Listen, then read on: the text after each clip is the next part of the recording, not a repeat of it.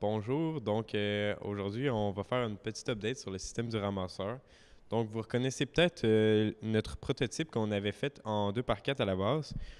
Pour réduire le poids, on a décidé de faire découper au laser la forme de la structure. On a aussi rajouté de la motorisation, comme vous pouvez le voir, et un système pour venir renverser le cône pour qu'il puisse en fait être saisi de cette façon-là.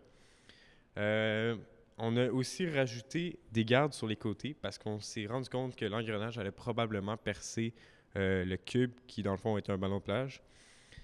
Euh, à part de ça, on a décidé qu'on voulait mettre le système au complet sur un axe pour pouvoir monter l'objet à 90 degrés, ce qui va être beaucoup plus facile ensuite pour le saisir. Puis pour que l'objet reste pas sur le sol, on a mis une petite plaque de plexiglas ici qui est à peu près au niveau du sol.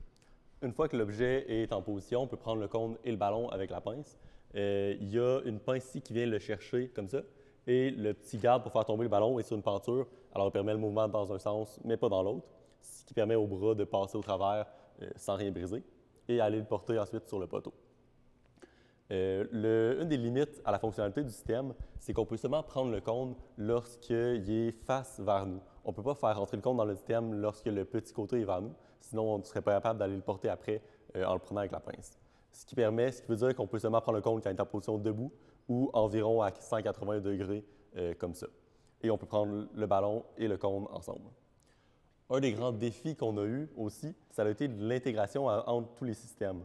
Alors, le ramasseur en tant que tel est relativement simple, la pince pour prendre le cône est relativement simple, mais mettre les deux ensemble pour accommoder les deux types de game piece et pour permettre d'aller porter le cône le plus loin possible, ça a été ça qui a été le plus dur, d'intégrer tous les systèmes ensemble. Alors, faites bien attention quand ça va être votre tour de faire cette étape-là.